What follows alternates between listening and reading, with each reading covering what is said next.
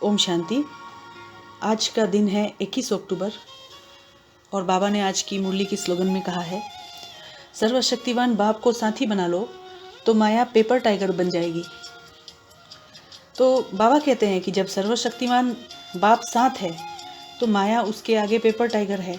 इसलिए हमको कभी घबराना नहीं है, क्योंकि परिस्थितियां तो हमारे जीवन में आएगी ही, पर हम उससे कहीं ज़्यादा उसको सोच सोच कर उसका विस्तार कर लेते हैं और उसको शेर की भांति बहुत ही शक्तिशाली और बलवान देखने लगते हैं, लेकिन वो होता बहुत छोटा ही है। तो इसलिए बाबा कहते हैं कि उसमें घबराना नहीं है। मास्टर नॉलेजफुल बनकर हर कर्म करते चलना है हमको, क्योंकि सर्वशक्तिवान बाप हमारा साथी है।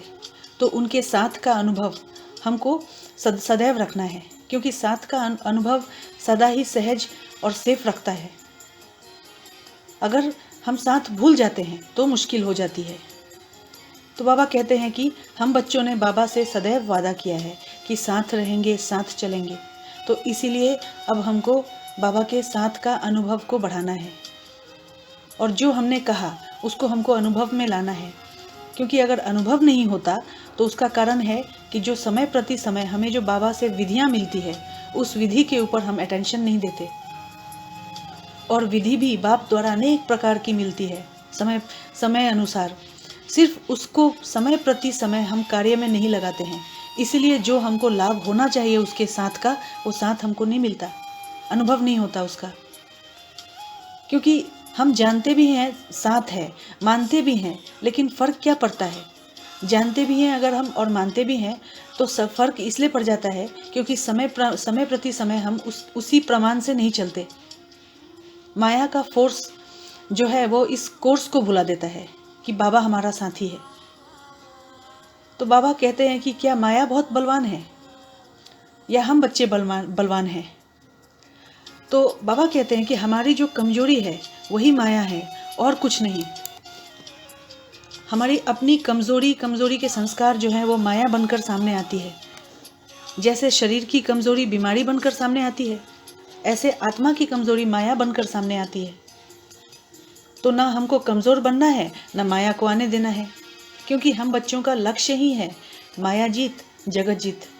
और अगर हम अपनी स्मृतियों में इस बात को सदैव रखें कि कितनी बार के हम विजयी हैं, अनगिनत बार, और फिर भी हम घबरा जाते हैं। कोई नई बात होती है तो कहते हैं नई बात थी, मुझे पता नहीं, इसलिए घबरा गए। लेकिन एक तरफ हम कहते हैं कि अनेक बार की विजय हैं और फिर हम घबरा जाते हैं परिस्थितियों से। तो बाबा कहते हैं कि बाप का प्यार ही है हर बच्चे को श्रेष्ठ आत्मा बन, राज्य अधिकारी बने। यही बाबा का प्यार हम बच्चों के प्रति है, क्योंकि बाबा हमको यही सिखलाते हैं। तो राज्य अधिकारी अर्थात कर्म इंद्रिय जीत। अगर अपनी कर्म इंद्रियों के ऊपर, मन बुद्धि संस्कार के ऊपर अगर हम विजय प्राप्त नहीं कर सकते हैं तो हम कैसे राज्य अधिकारी बनेंगे? तो बाबा कहते हैं कि अगर हमारी कर्मेंद्रियां अगर हमारे कंट्रोल में ही नहीं होंगी तो सतयुग भी कलयुग बन सकता है। इसीलिए हमको चेक करना है कि मन बुद्धि संस्कार हमारी पूरी कंट्रोल में है। मन हमको चलाता है या हम मन को चलाने वाले हैं? जब यह कंप्लेंट, अगर हम बाबा के सामने जब ये कंप्लेंट करते हैं कि मेरा मन आज नहीं लगता, अक्सर हम बोलते भी हैं आपस में, परिवारों में भी बोलते हैं कि मेरा मन आज नहीं लगता, मेरा मन आज भटक रहा है, या फिर कहते मन उदास है, आज मन किसी और आकर्षण की तरफ जा रहा है। तो क्या हम कर्मेंद्रिय जीत बन सकते हैं अगर हमारे संकल्प ऐसे हैं? तो जो स्वयं पर विजय नहीं पा सकते वह विश्व का कैसे राज्य प्राप्त करेंगे? इसलिए बाबा कहते हैं चेक करो कर्मेंद्रिय जीत, मन जीत हम कहाँ तक बने हैं। तो अगर हमको फर्स्ट डिवीजन में आना है तो इसी लक्ष्य से हमको चलना है। अगर चलते चलते कमजोरी आ जाती है तो बाबा कहते हैं उसका कारण क्या है? विशेष कारण है। अगर कमजोरी आती है तो उसका विशेष कारण है कि हम जो कहते हैं, जो सुनते हैं, उस एक एक गुण का, शक्ति का, ज्ञान के पॉइंट्स का हमको अनुभव कम है। हम सिर्फ सुनते हैं, कहते हैं, वर्णन करते हैं, चर्चा करते हैं, पर उस ज्ञान की, गुण की, शक्ति का एक एक पॉइंट्स का हमको अनुभव कम है।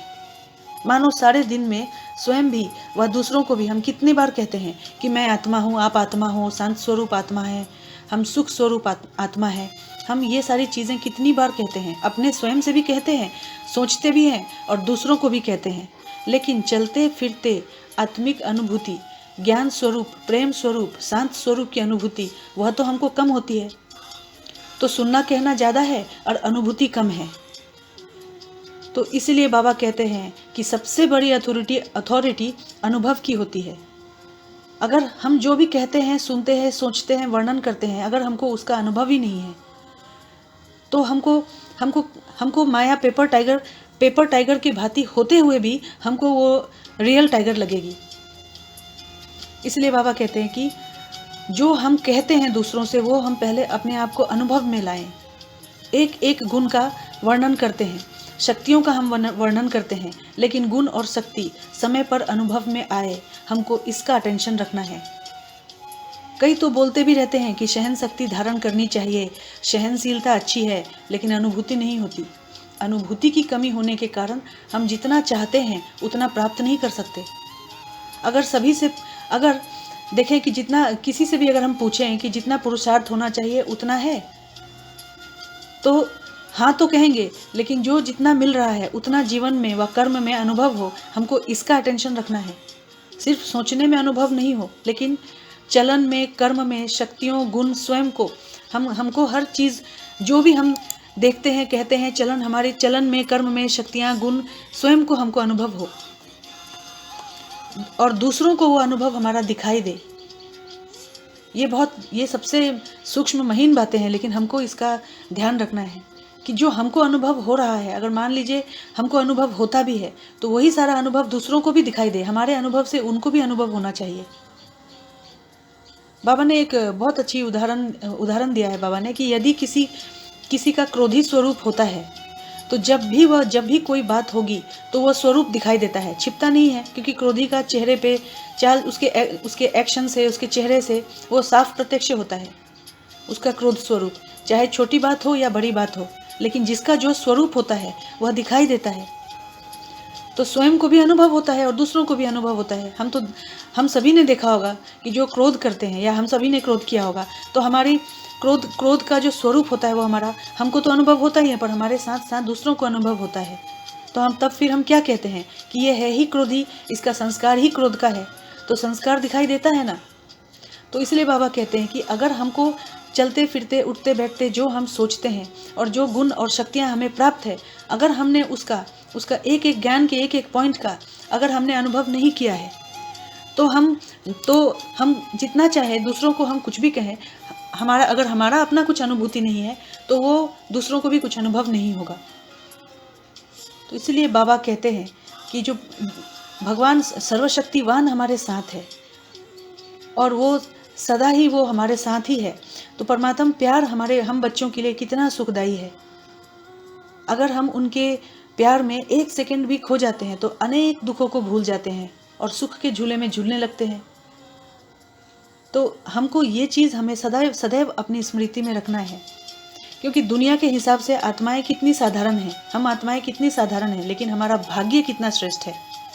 ये एक संकल्प ही काफ़ी है उनके प्रेम में डूब जाने का और उनको सदैव उनके साथ का अनुभव करने का।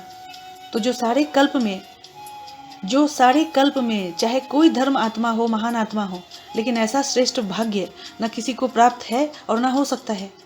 ये कितनी ऊंची और श्रेष्ठ बात है। अगर हम इन संकल्पों को अपनी स्मृतियों में पक्का कर लें तो हमको उसके साथ का, उसके प्यार का सदैव अनुभूति होता रहेगा और हमारे अंदर शक्ति बल जो बाबा से प्राप्त होगी, उसके साथ से हमारे अंदर वो शक्ति जमा हो जाएगी और तब हमको वाकई में जो माया है वो पेपर टाइगर के भांति नजर आएगी। क्योंकि हमारा भाग्य ही है, हमारा जीवन हो सकता है साधारण, लेकिन हमारा भाग्य बहुत श्रेष्ठ है। हम दूसरों को लग सकते हैं साधारण, लेकिन हमारा भाग्य बहुत श्रेष्ठ है। तो हमको एक पल भी बुद्धि से ये नहीं भूलना चाहिए कि हमको हमारा साथ देने वाला सर्वशक्तिवान बाप हमारा साथ है, सदैव साथ है। तो उसको हमको अपने जीवन में हर कर्म में, हर समय मन बुद्धि से उसको अपना साथी बनाना है, उसके साथ का अनुभव करना है और अनुभव के ऊपर हमको विशेष करके पुरुषार्थ करना है, क्योंकि हमारे जीवन में अनुभव की ही कमी है। तो जहाँ अनुभव होगा तो वहाँ हमारे लिए तो माया वाकई में पेपर टाइगर के हिसाब के भांति होगी। तो इसलिए बाबा ने आज की मुरली की स्लोगन में कहा है, सर्वशक्तिवान बाप को साथी बना लो तो माया पेपर टाइगर बन जाएगी। ओम शांति।